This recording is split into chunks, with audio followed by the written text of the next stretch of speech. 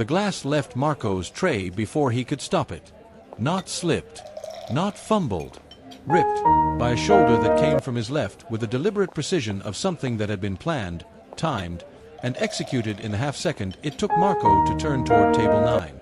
The wine moved through the air in a wide, unhurried arc. Deep red. Almost black where the candlelight caught it at its highest point. It landed across the chest of Elena Valentino, collarbone to waist, right shoulder to left hip, and the sound it made was softer than it should have been for something that could not be undone. She didn't move. She didn't make a sound. She sat at table 9 of Casa Nera with her hands flat on the white linen, and she looked down at the stain spreading across her white dress, the silk pulling the color inward and darkening at the center the way a wound darkens when it's still deciding how deep it goes, and the entire restaurant went completely, absolutely still. The jazz pianist in the corner stopped mid-bar. Not gradually. His hands simply understood the room and left the keys. The couple at table 4 had their forks suspended halfway to their mouths. The sommelier at the service station had his hand around a bottle of wine and didn't pour it. 61 people in Casa Nera. Not one of them breathed. Elena's eyes came up slowly from the stain. Not to the room. Not to the frozen staff. Not to the maitre d' Franco who was already moving across the marble floor with the controlled panic of a man watching his career collapse in real time. To Marco. Directly. Without the half-second delay people use when they want to seem like they're deciding where to look. She found him the way a lens finds focus, without searching, without hesitation, and she held him there in her gaze with an expression that had no performance in it. Marco didn't look away. His right knee had a tremor in it that hadn't existed 30 seconds ago. He locked it. The tray was still in both hands, angled down at the corner where the glass had been, the wet circle on the white cloth already going cold. He held the tray. He held her gaze. He did not move. Franco arrived at the table with one hand extended toward Marco's arm and his voice pitched at the specific frequency of a man trying to convey emergency without audible emergency. Mrs. Valentino, I cannot. This is absolutely unacceptable. She raised 2 fingers from the table. Barely. Just 2 fingers, lifting and returning, and Franco's mouth stopped. She looked at Marco for another moment. Something moved in her expression, not softening, not hardening. An adjustment. The look of someone who has just encountered something they weren't expecting and is deciding what to do with that information. Club soda, she said. And a cloth. That was all. Marco walked to the service station. His body operated through the training because the person inside it had temporarily stepped back from making decisions. He filled a small glass with soda water. He took a clean cloth. He returned to the table and set both down at her left side, correct service position, muscle memory overriding everything else, and he took 1 step back. She blotted the stain herself. Methodically. Without looking at anyone while she did it. Without performing distress or performing composure. Just the task, accomplished with the quiet efficiency of someone who has decided not to make this a scene. 30 feet away, near the service corridor, Gio stood with a tray of empty glassware and watched. His expression was the expression of a man who had expected a very specific outcome and was now calculating what to do about the fact that it hadn't arrived. Marco had seen the half-step. The shoulder dropped and angled at exactly the right moment. The deliberate geometry of an accident that wasn't one. He had felt the impact and understood in the same instant what it was. He said nothing. He walked back to the service station and stood with his hands folded in front of him and waited for whatever came next, because whatever came next was already decided and the only variable left was how he held himself while it happened. Franco appeared at his shoulder. "Back of house," he breathed. The whisper had edges. "Right now. Don't touch anything. Don't speak to anyone. Go." Marco went. The kitchen at Casa Nera was the one room in the building that didn't pretend. Out front, the candlelight, the linen, the silence between courses, the wine list with no prices on the back page because the people who needed to ask the prices couldn't afford them. Back here, steel and tile and the hiss of reduction and the smell of butter clarifying and the sound of everyone working slightly too fast because the wrong kind of thing had happened on the wrong side of the kitchen door. Head chef Bertoli looked at Marco once and looked back at his station. 2 of the line cooks had heard. They were cutting with their shoulders angled away from the conversation they hadn't had. Marco stood near the dry goods shelf and waited. He checked his watch once. 9:47. He didn't check it again because the numbers were moving in the wrong direction and watching them wouldn't stop that. 21 minutes later, Franco came through the swing door. Behind him, a man named Caruso, who worked for Dante Valentino in a capacity that Marco had been told on his first week never to ask about, came in without being asked and stood at an angle that made the kitchen feel smaller. "He wants to see you," Franco said. He said it the way doctors say things in waiting rooms. Marco followed them out. He had been told about the Valentinos on his first day. Not extensively. Enough. Table 9. Back left corner, seat facing the entrance. Never double-seated. Never assigned below senior floor staff without explicit approval.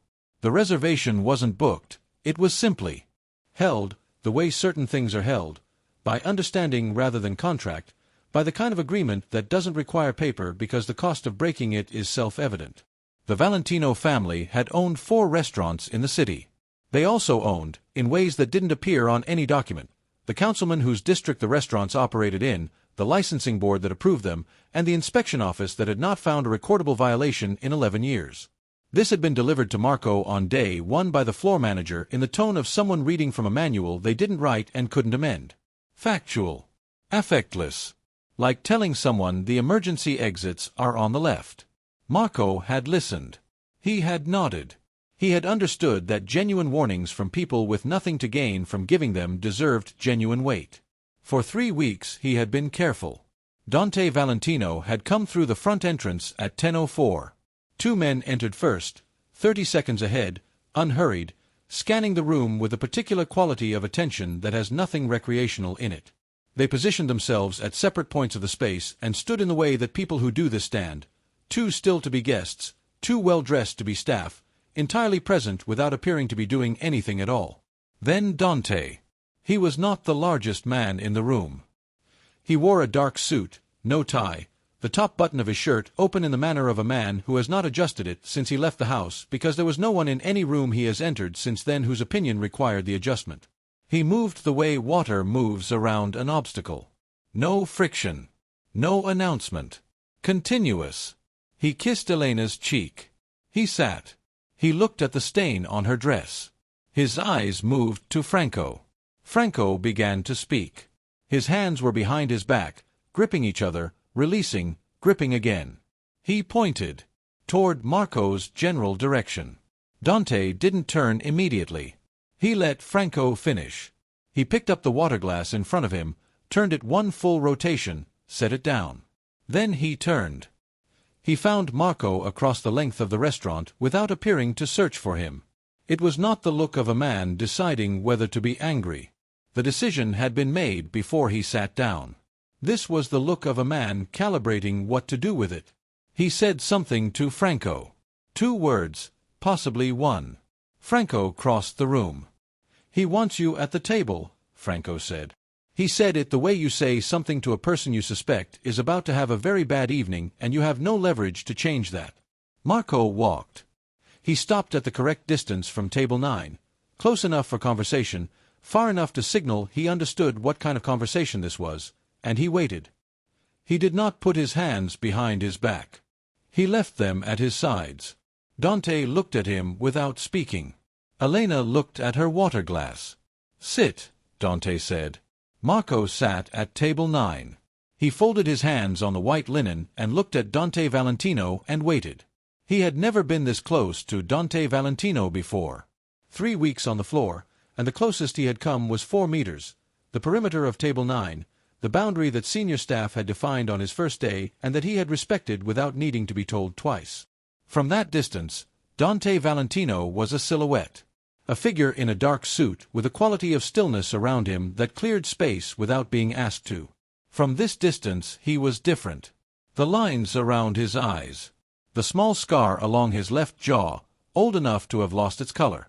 The way he held the water glass, not gripping it, resting 2 fingers against the side of it, the gesture of a man whose hands have been patient for a very long time and have learned how to express that patience in the smallest possible movements.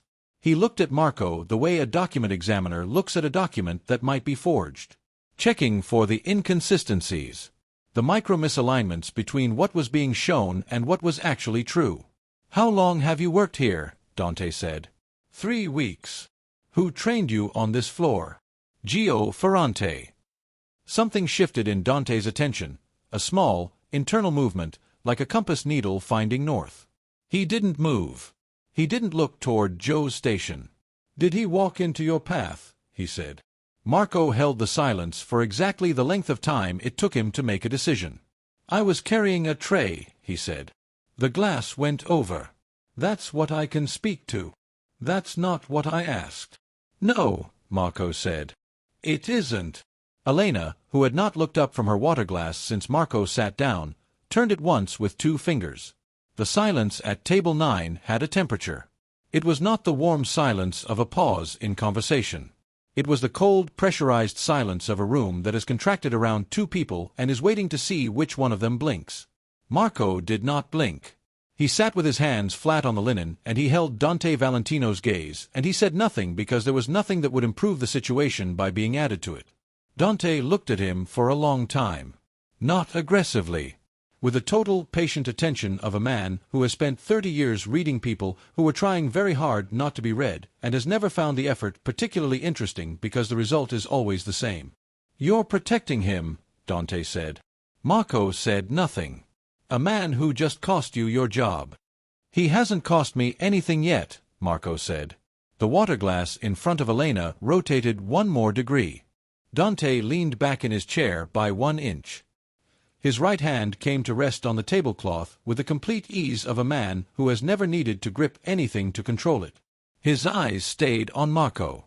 "What's your name?" he said. "Marco Reyes." "Where are you from?" "Porta Nuova." Dante let the information sit without commentary. He didn't need to comment. They both knew what the name of that neighborhood said and what it cost to come out of it and be standing somewhere like this in clothes like these, doing a job that required the particular discipline of invisibility. "Why do you work here?" Dante said. Marco considered the distance between what was safe and what was true and chose truth, because the man across from him had spent his entire life calculating that exact distance in other people, and Marco had no interest in being read as someone who had tried the calculation and failed at it. "The pay is twice what any comparable position offers," Marco said. "My sister is at university. I'm her only support." Dante looked at him. Not through him. At him. The distinction mattered. There was nothing dismissive in it. It was the look of a man who has just been given a fact and is filing it correctly. "Go back to your station," Dante said. Marco stood. He pushed the chair in. He walked back to the service station without adjusting his pace, without looking at Franco, without looking at Gio, without allowing his body to perform any of the relief it was signaling urgently from the inside. He stood behind the station with his hands folded and his face forward and waited. What happened next took 4 minutes and 30 seconds. One of Dante's men, not Caruso, the other one, younger, whose name Marco didn't know and hadn't been told, walked from Dante's table toward Joe's station with the unhurried deliberateness of someone who has done this kind of thing before and knows that urgency is the one thing that makes it conspicuous. He said something to Gio. Gio looked at him. He followed. They went to the small service corridor beside the kitchen entrance. The door closed behind them with a sound no louder than any other door in a restaurant that kept its sounds low. Marco didn't watch. He tracked it from the periphery, the angle of Franco's body, the way 2 other floor staff had found urgent reasons to be near the back of the room, the specific quality of silence from the service corridor that exists when someone has just understood the full weight of the room they're in and decided to be completely honest. 2 minutes and 15 seconds. Gio came back out first. His face was the color of the white linen tablecloths. He walked directly toward the back without looking at the dining room, without looking at Marco, without looking at anything except the floor between his feet and the kitchen door. He went through it. He didn't come back. Franco appeared at Marco's shoulder for the second time. "He wants you again," he said. This time there was nothing careful in his voice. The care had been replaced by something closer to disbelief, the specific disbelief of someone who had anticipated a very clear outcome and was standing in a different one and couldn't find his footing. Dante was cutting his steak when Marco reached the table. Not as a performance. Simply because the food was there and the interval was the appropriate time to eat it. Elena had a glass of white wine now. she'd ordered while Marco was at the service station, and she was looking out at the room with the same quality of attention she'd had when Marco first saw her arrive 40 minutes ago, total, unhurried, taking the room in the way someone reads a room they've been in before and are checking for changes. "Sit," Dante said. Marco sat. Dante cut another piece. He ate it. He set the knife and fork down in parallel on the edge of the plate, the precise, habitual gesture of a man who learned table manners in a specific place from a specific person and has never stopped using them. He looked at Marco. "Gio Ferrante no longer works here," he said. "His employment ended 6 minutes ago. He stepped into your path deliberately." He confirmed this. Marco said nothing. "You didn't tell me that," Dante said. "No. Why?" Marco held his gaze. "Because if I told you, what happened to him would be something I was responsible for," Marco said. "I didn't want that responsibility." Elena's wine glass paused halfway to her mouth. She didn't complete the movement. She held it there for 2 seconds, then set it back down on the table without drinking. Dante looked at Marco for a long time. The restaurant noise continued around them, low conversation, the soft percussion of silverware, the pianist who had resumed in the corner with something quieter than before. "There is a position," Dante said. "This table. Personal service. Tuesday and Friday evenings, and when I request otherwise. The arrangement is directly with me, not through Franco, not through the restaurant's payroll." He picked up his fork. "You can refuse," he said. The 2 words in exactly the same tone as everything else. Not a warning. Not a gift. Just the information that the door existed. "I'll take it," Marco said. Dante looked at him once more. The same examination. The same quality of reading. "Good," he said. "You're dismissed." Marco stood, pushed the chair in, and walked back to his station. He stood there for the remaining 90 minutes of service and did his job and did not allow himself to think about any of it until he was 3 blocks from Casa Nera at 12:47 in the morning, walking home with his collar turned up against the October wind, and only then, under a streetlight on an empty pavement, did he stop and press both palms flat against a cold postbox and stand there for a moment with his eyes closed. He stayed there for 30 seconds. Then he straightened up. He walked home. The next 4 weeks built themselves the way things build when neither person is trying to make them build. Tuesdays. Fridays. Occasionally a Wednesday or Thursday, a text from a number stored in Marco's phone under no name. He learned their rhythms the way you learn a piece of music by playing it repeatedly until the notes stop being notes and start being something you know in your hands. Dante, Burrolo on the 2nd course. Rare steak on Tuesdays, sea bass on Fridays. Always seated facing the entrance. Water glass refilled before he reached for it. A second napkin placed before the main course without being asked. He did not like to ask for things. This was not arrogance. It was something older than arrogance, the deeply ingrained expectation of a man for whom asking would mean the people around him had already failed. Elena, sparkling water first. Always. White wine on the 2nd course, never read after the incident, though she didn't mention the incident and Marco didn't reference it. She read the room the way Dante read the room, but with a different purpose. Dante read it for threat. Elena read it for something Marco took 3 weeks to name correctly. She read it for exits. Not physical ones. Not the emergency signs above the doors. She catalogued the emotional geography of every space she entered, where the tension was, where the ease was, where the people were performing and where they weren't. She found the exits in conversations, in expressions, in the quarter-second delays between what someone said and what they meant. She found them. She didn't use them. Marco noticed this the way he noticed everything in that room, from the peripheral position of someone whose job was to be present without being visible. He filed it. He didn't think about what it meant. He had been very careful about not thinking about what it meant. In the 3rd week she looked up as he set her water glass down and said, "You time it." Not a question. "Yes," he said. She looked at the glass. Then back at him. "How do you know when?" "You look at the dessert menu when the table beside you orders. You look for about 4 seconds. Then you look back at your own table." A pause. "And what do I look like," she said, "when I'm looking at the dessert?"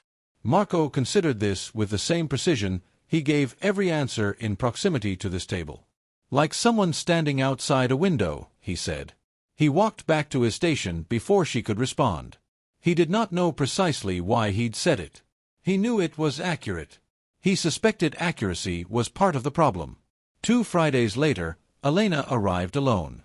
This happened occasionally. She was always early, Dante reliably 15 to 20 minutes behind her, but tonight she was very early. 55 minutes before Dante's usual time. She sat at table 9 without ordering and held her phone in both hands and looked at the screen without appearing to read anything on it. Marco brought sparkling water. She didn't acknowledge it. He moved back to his station. 8 minutes passed. He returned on the standard rotation. When he was 3 meters from the table he saw it. The line of her jaw. The way her hair fell slightly forward on the left side. Fractionally different from usual, not styled, just fallen, the way hair falls when it hasn't been checked in a mirror recently. Her left shoulder dropped by a degree that had no precedent in 3 weeks of observation. He got closer. The foundation along her left jaw was a shade cooler than the rest of her skin. The particular blue-gray undertone of coverage applied over something warmer. He set the water glass down. Mrs. Valentino. She looked up. Her expression was closed and precise. The face of someone who has been waiting for this and has decided how to handle it. Yes. Can I bring you anything else? No. He stood. 1 second. Are you all right? He said. Her eyes sharpened instantly, a door shutting, a lock turning. That's not a question you're permitted to ask, she said. I know, Marco said. He didn't move. The restaurant continued around them. Low music. Soft conversation. The normal, indifferent life of 60 people having dinner together without knowing where they were sitting. She held his gaze for a moment with the look of someone calculating exactly what silence is going to cost them. I'm fine, she said. Marco nodded once. He walked back to the service station. He stood there for the rest of the evening, and he thought about the specific color of coverage makeup applied over bruising, and he thought about the exit reading he had been watching for 3 weeks, and he thought about what it meant to work in a room this close to something this large and maintain the correct professional distance from all of it.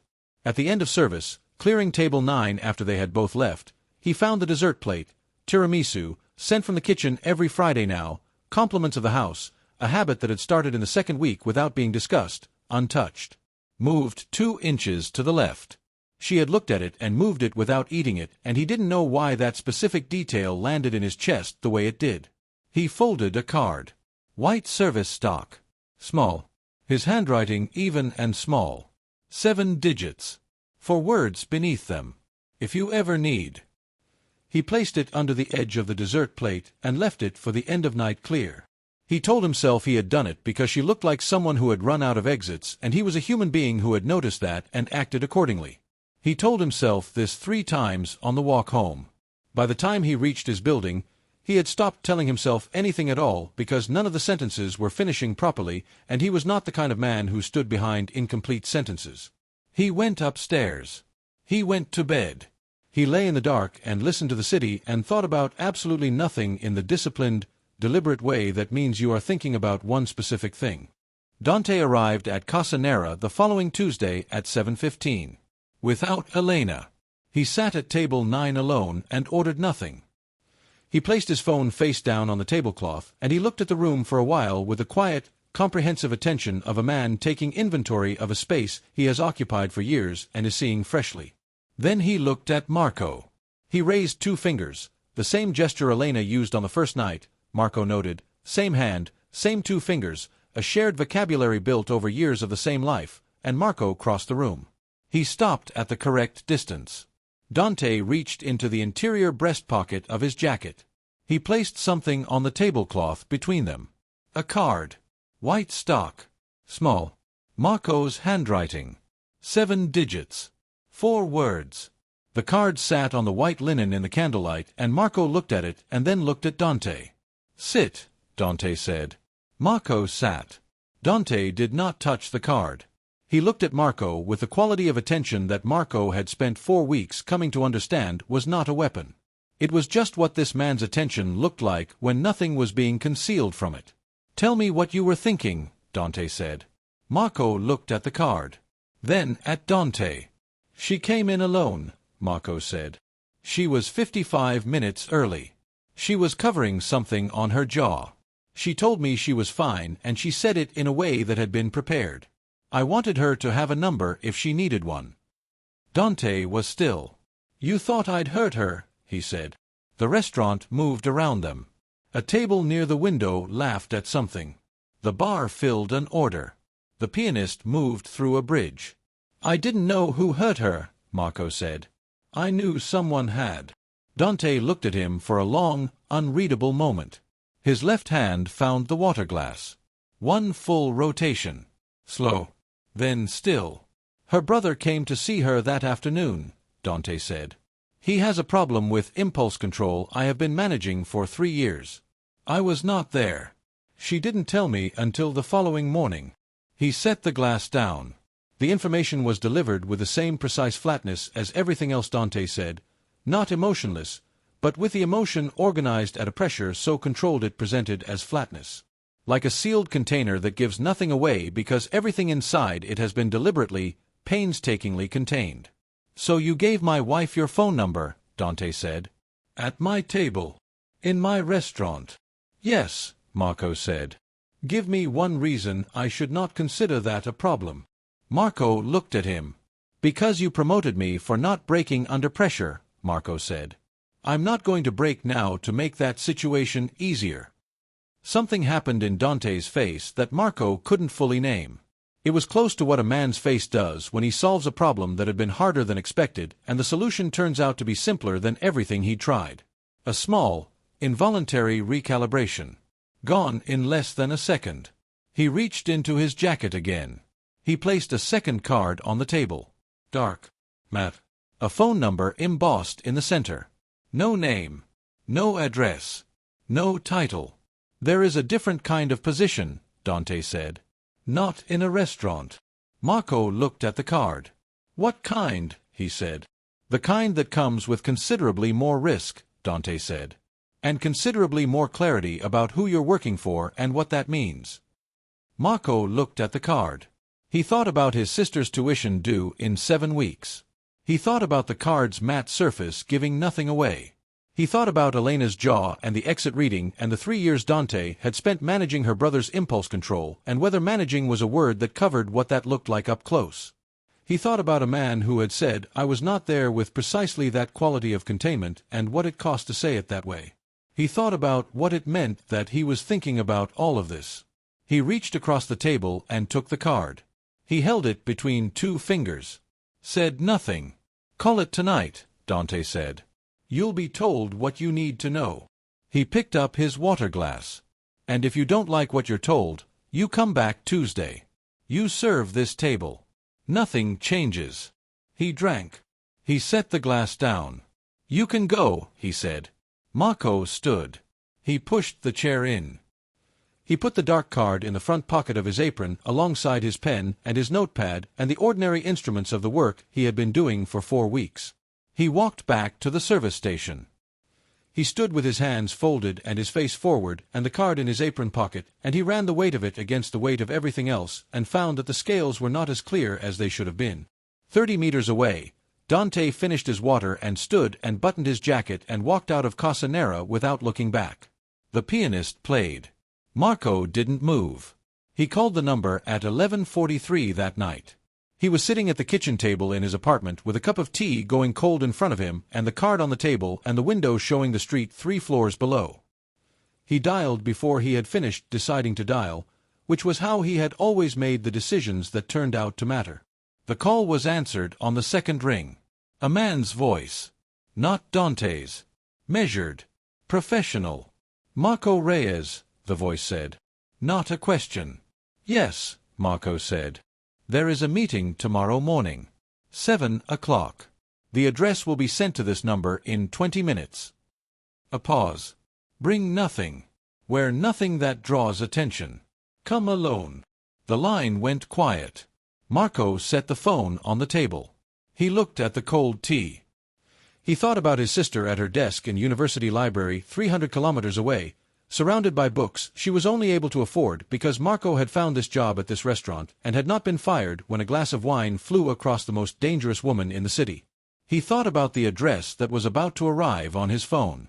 He thought about what considerably more clarity about who you're working for meant when the person saying it was Dante Valentino. His phone lit up. He looked at the address. He drank the cold tea. He went to bed. He did not sleep for a very long time. The address was a building in the Navigli district. A door with no sign. A buzzer with no name. A staircase that smelled of old stone and cigarette smoke, and the particular closed-air quality of a place that had been keeping its own counsel for a very long time. Marco arrived at 6:52. A man he had never seen opened the door before he knocked. Same build as Caruso. Different face. He stepped back and Marco went in and the door closed. A corridor. A room at the end. Inside the room, a table, 3 chairs, a window with the blinds closed, a lamp that produced light in one direction. 2 men sat already. Marco sat in the remaining chair and placed his hands on the table in front of him and waited. For 22 minutes, they talked. What they told him was precise, concrete, and delivered without embellishment. There would be no ambiguity about what was being asked. There would be no ambiguity about who was asking it. There would be no pretense that what was being described was something other than what it was. Marco listened. He did not interrupt.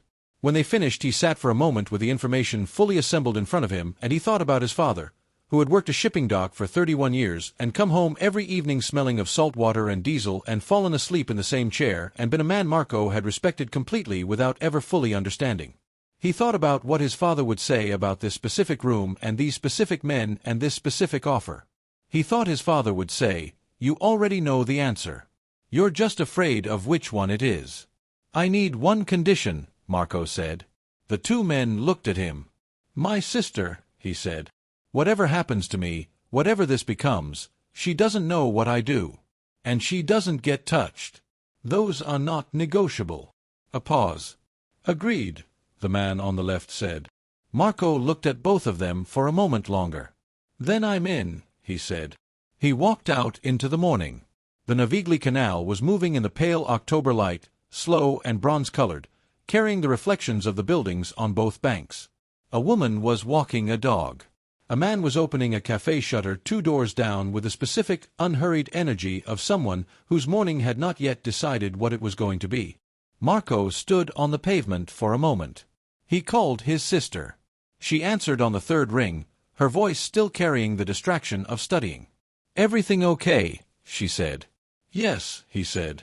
"Just checking in." "I have a paper due Thursday," she said. "It's going fine. Stop worrying." "I'm not worrying," he said. "You always call when you're worrying," she said. He smiled at the canal. "Go study," he said. "Already am," she said, and hung up. He stood there for another moment. Then he turned and walked back toward the city with his hands in his pockets and the October light on the water behind him and the full weight of what he had just agreed to sitting in his chest in the particular way that real decisions sit. Not loud, not dramatic, just present, dense, and permanent in the way that only things you cannot take back are permanent. 2 weeks after that morning, Elena walked into Casa Nera on a Friday evening and sat at table 9 and looked at Marco when he brought her water with an expression he had not seen on her before. Not the careful composure. Not the exit reading. Something more direct. "The tiramisu," she said. He stood at the correct service distance. "Yes. The kitchen doesn't send it to other tables," she said. "I've watched for 3 Fridays." Marco said nothing. "It's from you," she said. Still nothing. She looked at the water glass. "Why?" she said. Not an accusation. Just the question, asked the way she asked everything. Precisely, without decoration, because she had no patience for answers that required their question to be softened first. Marco held the service distance for 1 more second. "Because you always look at it," he said. "And then you look away. And nobody should spend that long looking at something they want and not have it." He walked back to his station. She didn't look at the room. She looked at the dessert plate when it arrived 18 minutes later, the tiramisu, exactly as usual, placed at her left elbow without announcement, and this time she ate it. Slowly. Not performing the eating. Just eating, the way someone eats something when they have finally allowed themselves to. Marco watched from his station. He filed it. He did not think about what it meant. He was becoming less convincing when he told himself that. 3 months passed. The Tuesdays and Fridays continued. The dark card had introduced a second layer to Marco's life, one that operated in early mornings and late nights and the kind of errands that don't get described to anyone and don't appear on any calendar. He was good at it. He had not expected to discover this about himself as quickly as he did. But Casa Nera on Tuesday and Friday evenings remained unchanged. He brought Dante his Barolo. He brought Elena her sparkling water. He refilled the water glass before it was asked for. He sent the tiramisu from the kitchen every Friday, and for the last 6 weeks she had eaten it. They spoke occasionally. Small exchanges, nothing that could be called conversation, and nothing that could be dismissed as purely functional either. He corrected his recommendation on a white wine once, and she looked at him with the expression of someone who had expected to be right and was recalibrating. He asked once, after a long silence, whether she wanted the window blind adjusted for the draft. She said no. She said it in the tone of someone who was not answering the question that was asked. He learned the grammar of her silences the way he had learned the grammar of her table. Dante watched none of this. Or so it appeared. The first real indication came on a Tuesday in December. Not from Dante. From Caruso, who appeared at the service station at 8:45 with his hands in his pockets, and his posture carrying the specific quality of casualness that men use when they want something to not look like what it is. "He wants a word," Caruso said. "After service." "Not during." "After." Marco finished the service. He cleared his tables. He folded his apron. The kitchen closed around him, and the floor staff went home, and the restaurant went from occupied to that particular state of post-service quiet where the furniture looks like it's recovering from something. Caruso took him to the private dining room at the back. Dante was sitting at the table with a glass of water and his jacket still on, and the look of a man who has been thinking about something for a while and has decided to stop thinking and start saying. No one else in the room. "Sit," Dante said. Marco sat. Dante turned the water glass once. "Set it down. I know what you've been doing," he said. "The work you took on. The meetings. The errands. The other job." Marco said nothing. "I asked for you to be given the offer," Dante said. "I didn't tell you that in the restaurant because I wanted to see whether you'd take it without knowing that. You did." He paused. "I also didn't tell you because what you decided to do with it was your own decision, and I wanted it to stay yours." Marco looked at him. "Why?" he said. "Because men who make genuine choices are more useful than men who make calculated ones," Dante said. "And more trustworthy. The calculation always shifts depending on what's on offer. The genuine choice stays." He picked up the water glass. "You've done well," he said. "That's not a thing I say often. I want you to know I mean it." Marco absorbed this. "Thank you," he said. He meant it the way Dante had meant his statement, without decoration, just the thing itself. Dante set the glass down. "There's something else," he said. Marco waited. Dante looked at him with the expression of a man who has decided to say something he has been holding at a very specific distance for a very specific reason. "My wife," he said. The room held the word. "I know what you've noticed," Dante said. "I know what she looks like when she arrives before me. I know the question you asked her in November. I know about the card." He paused. "I've known about the card since the morning after you placed it." Marco didn't move. "I didn't remove it," Dante said. "I want you to understand that. I made the decision to leave it. Because the night you placed it, I came home and she had cooked dinner and set the table, and when I walked in she looked at me differently than she had in 2 years, and I couldn't identify why until I understood that somewhere between my restaurant and my front door she had arrived at the kitchen with one more option than she'd had the day before." He turned the glass again. "That option was yours," he said. "So I left it." The restaurant was completely quiet around them. The marble floor. The covered tables. The last of the candlelight from the service votives burning down in their holders. Marco sat with this. He thought about what it cost a man like this to say what he had just said. The specific geography of it, The distance Dante Valentino would have had to travel to arrive at a sentence that contained my wife looked at me differently than she had in 2 years and say it to another man at his own table. "Is she safe?" Marco said.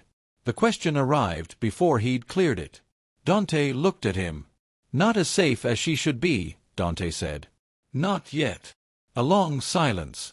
"Her brother," Marco said. "Her brother," Dante said. "And the particular problem of a man in my position who cannot always be in the same room as the people he needs to protect." Marco looked at the tablecloth. "What are you asking me?" he said. "I'm not asking you anything," Dante said. "I'm telling you what is. What you do with it is, again, your own decision." He stood. He buttoned his jacket.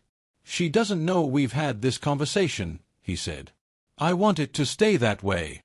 He walked out of the private dining room. Marco sat alone at the table with the water glass Dante had left, and the candlelight going down in its holder, and the particular weight of a conversation that had just changed the dimensions of everything he thought he understood about the room he had been standing in for 4 months. He sat there for a while. Then he stood, straightened his chair, and walked out through the kitchen and into the October Street. He pulled out his phone. He looked at the text thread with the nameless number. He typed 4 words. "I need to talk." He sent it. He put the phone in his pocket and walked home. The reply came at 11 that night. Not from the nameless number. From Dante's personal line, the one Marco had been given 3 months ago and had never once been the first to use. "Tomorrow, 6 a.m. Come to the house." Marco looked at the message for a long moment. He had never been to the house. The house was in the Brera district. Not the largest on the street. Not the kind of house that announced itself. It announced nothing, in fact. Pale stone facade, iron gate, a garden visible through the bars that was tended with the kind of care that doesn't perform itself but is simply present, the way a house looks when someone inside it genuinely lives there. A man Marco hadn't seen before opened the gate. He was taken through the garden and through a side door and into a room that looked like it was used for working. A desk, shelves of binders, a window looking out at the garden, morning light coming in at the angle of 6:15 in winter. Elena was in the room. She was standing at the window with a coffee cup in both hands, looking at the garden, when Marco came in. She turned when she heard the door and looked at him with a combination of expressions that arrived simultaneously and were difficult to separate. Something that might have been relief, something that was clearly surprise, and something underneath both of them that she immediately organized into composure. "I didn't know you were coming," she said. "I didn't know you'd be here," he said. A pause. "My husband arranged this," she said. "Yes," Marco said. She looked at him for a moment with the full quality of her attention. No exit reading, no peripheral awareness of the room. Just him. "He told you," she said. "Some of it," Marco said. She turned back to the window. "Luca, my brother, has been getting worse," she said. "For 2 years. He has, the kind of anger that doesn't have a floor. You keep thinking you've found the bottom of it, and then there is more." She held the coffee cup without drinking. "Dante has people managing it. People whose job is to keep it from arriving in my life.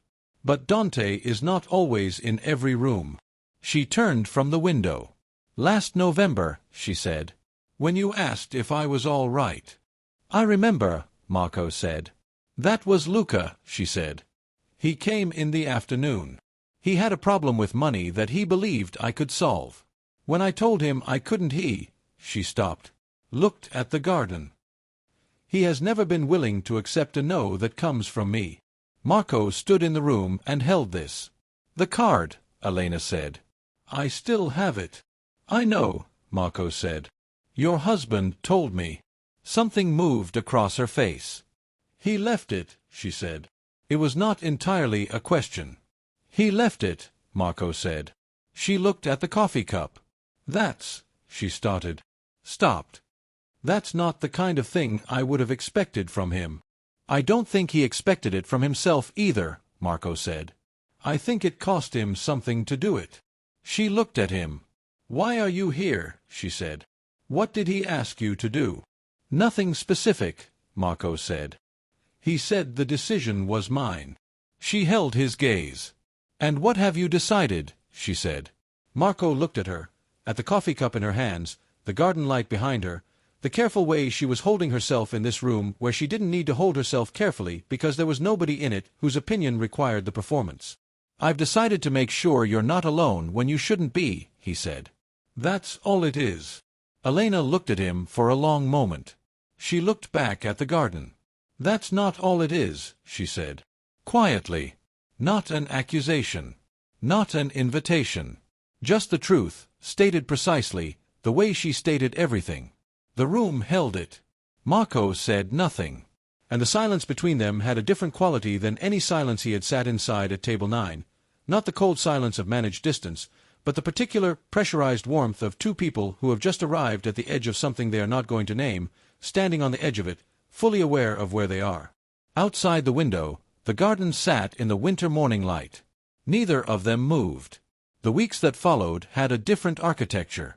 Marco still worked Tuesday and Friday evenings at Casa Nera. He still brought Dante his Barolo and Elena her sparkling water and refilled the glasses before they were empty. He still sent the tiramisu from the kitchen. On the surface of it, nothing had changed. Below the surface, everything had. He was at the house in the Brera district 3 times in the weeks that followed the morning meeting. Not at Dante's invitation, at a standing arrangement, agreed between the 3 of them with a particular, unspoken efficiency of people who have decided to stop pretending that the thing they are managing is simpler than it is. When Dante was not in the city, Marco was available. When Luca called, which he did twice in January, Marco was the one who answered the secondary phone that had been arranged for exactly that purpose. He did not speak with anger and he did not speak with threat. He spoke the way he had spoken to Dante at table 9. The reply came at 11 that night. Not from the nameless number. From Dante's personal line, the one Marco had been given 3 months ago and had never once been the first to use. "Tomorrow, 6 a.m. Come to the house." Marco looked at the message for a long moment. He had never been to the house. The house was in the Brera district. Not the largest on the street. Not the kind of house that announced itself. It announced nothing, in fact.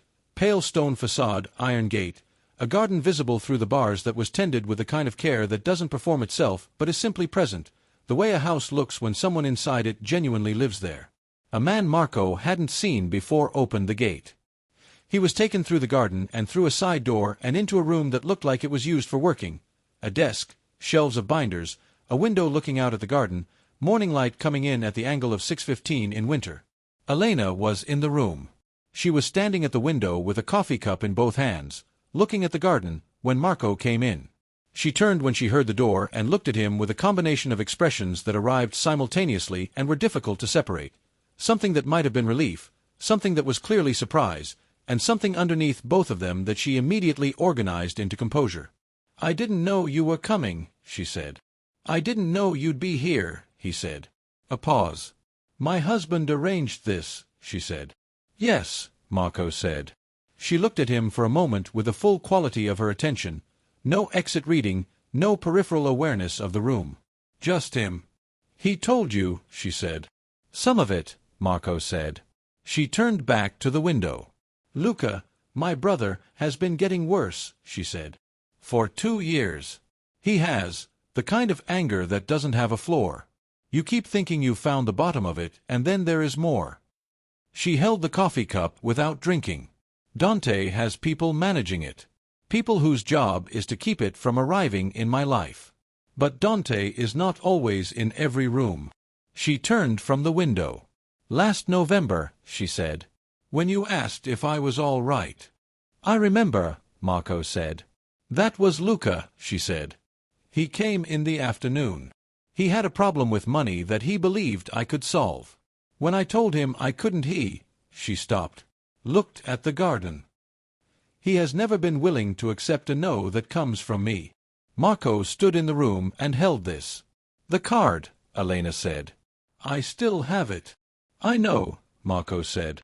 "Your husband told me." Something moved across her face. "He left it," she said. It was not entirely a question. "He left it," Marco said. She looked at the coffee cup. "That's," she started. Stopped. "That's not the kind of thing I would have expected from him." "I don't think he expected it from himself either," Marco said. I think it cost him something to do it. She looked at him. Why are you here? She said. What did he ask you to do? Nothing specific, Marco said. He said the decision was mine. She held his gaze. And what have you decided? She said.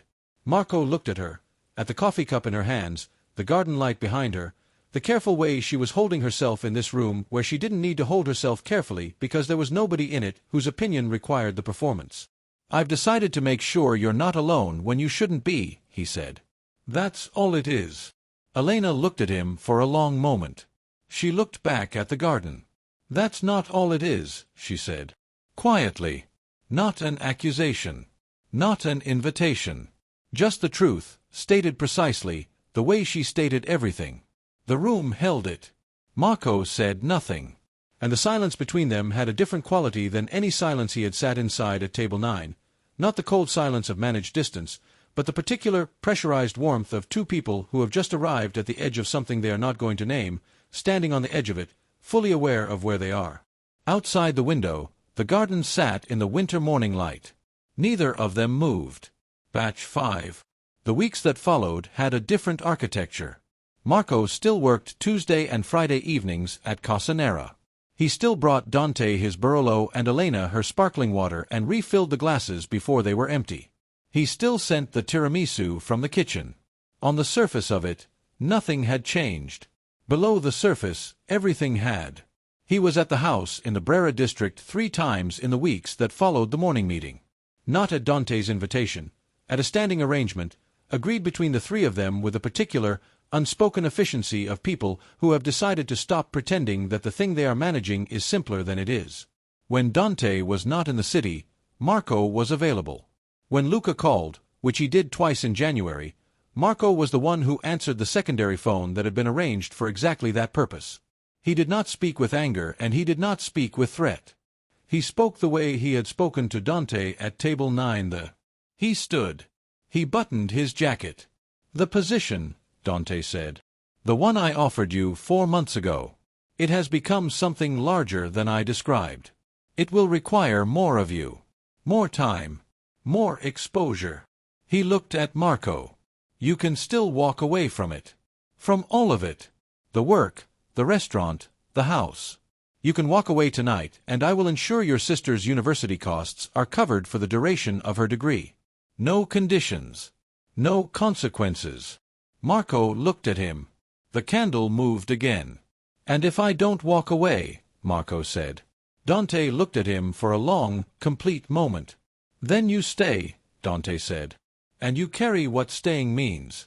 All of it. He walked toward the exit without looking back. Marco sat alone at table 9 in the empty restaurant. The city lights came through the windows and laid themselves across the floor. The last candle went down. He sat in the near dark for a long time. He thought about a kitchen in the Brera district in the morning light. He thought about his sister's voice pitched differently on a phone call. He thought about his mother at the kitchen table with one lamp on in the dark. He thought about a card with 7 digits and 4 words and the fact that he had placed it under a dessert plate not because it was the right thing and not because it was the safe thing but because he was a man who had seen someone run out of exits and had done the one thing available to him to change that. He thought about what it cost to be the kind of man who does that, and what it cost to stop. He put his hands flat on the white linen of table 9. He stayed. If this story hit you somewhere you weren't expecting, you're not alone. Drop a comment right now and tell us the exact moment you stopped breathing.